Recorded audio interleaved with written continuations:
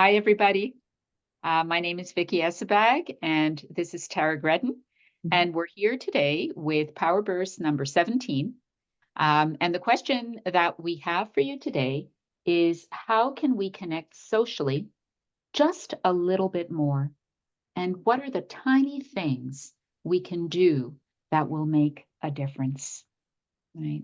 And Tara and I were talking about this just a few minutes ago. And Tara, you were talking a little bit about how, even though it appears that people are so connected today with technology and always having their phone on hand, but there's actually a lot of social isolation going on. And I thought maybe you could speak to that for a couple minutes. Yeah, absolutely. Yeah, something that I've been really mindful of is and hearing a lot in reading a lot in research and reading a lot in the podcast that I listen to is when we're talking about mental health issues and we're talking about physical health issues. What we're often referring back to is people's social isolation.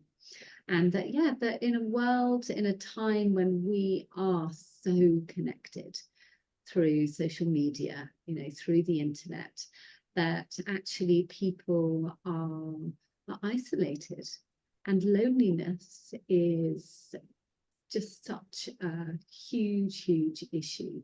And that from that, people are experiencing mental health issues, and this isolation, it's impacting their emotional well-being and their physical well-being.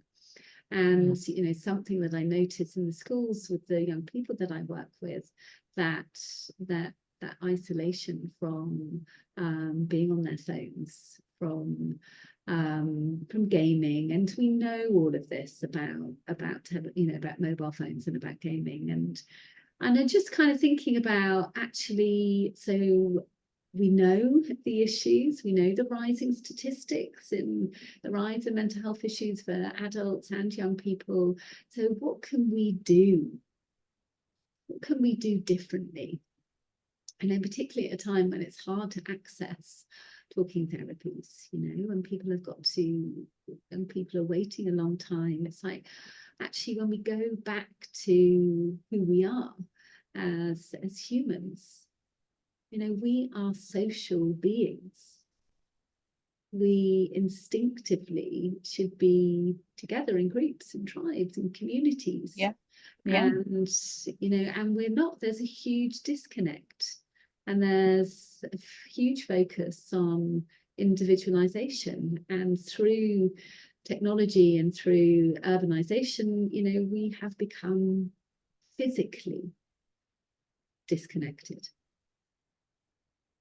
Yes, I think that during COVID, that was also exacerbated, wasn't it? That people started developing habits. And I noticed this just in observing students and speaking to students at that time who were saying, as much as I'm feeling isolated, it's so much easier not to socialize, not to connect with other people, and just sort of be in the comfort of my own home.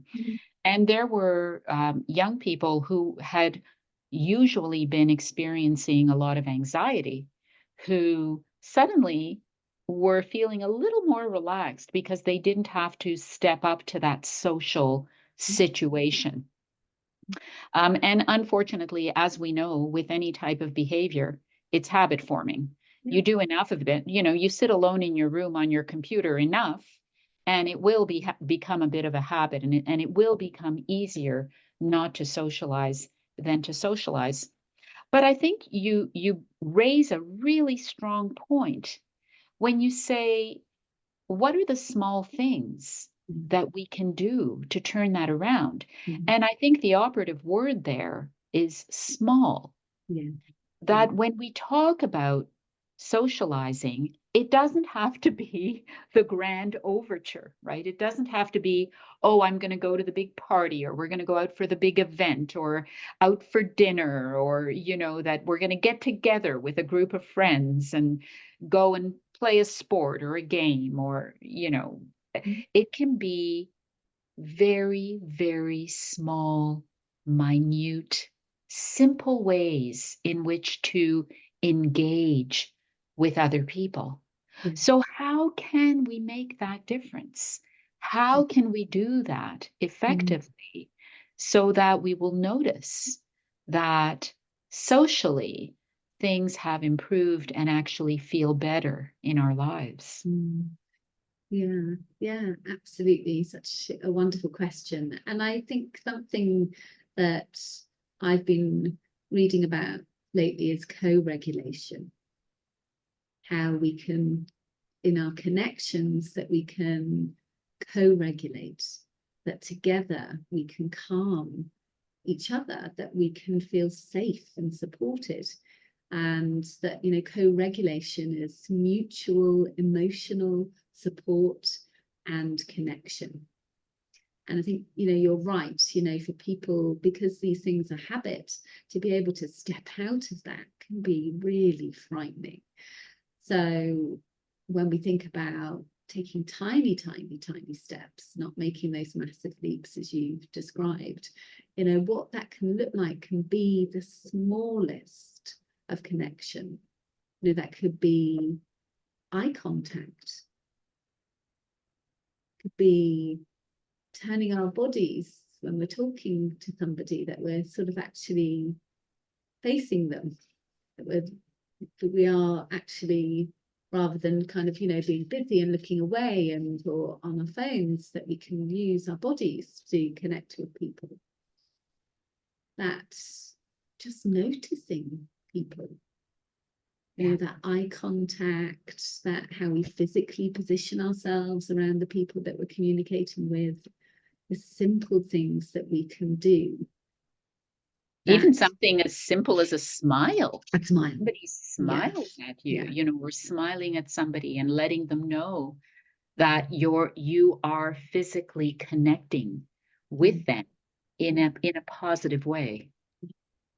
And, I think just inviting people to take these tiny, tiny, tiny steps, or to notice, are they doing it? And when they are, what difference does it make? And if they were to do a little bit more, what difference would that make? If they were to invite their families to think about taking those tiny steps, if we were to invite the idea of co-regulation and social connection into our schools, into our communities, what difference would that make? We were taking these tiny, tiny steps, and we were giving permission, for everybody to try out these things. So I'd be really curious, for people to think about this and to notice. And well, I think we'd love to hear from people, because I think this is such a huge thing, isn't it? We're going to take these tiny steps. So what are you doing already in your communities that helps you to connect?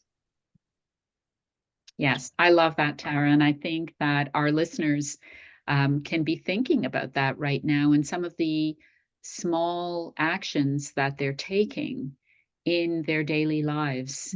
And being really cognizant of the impact of those actions that they take.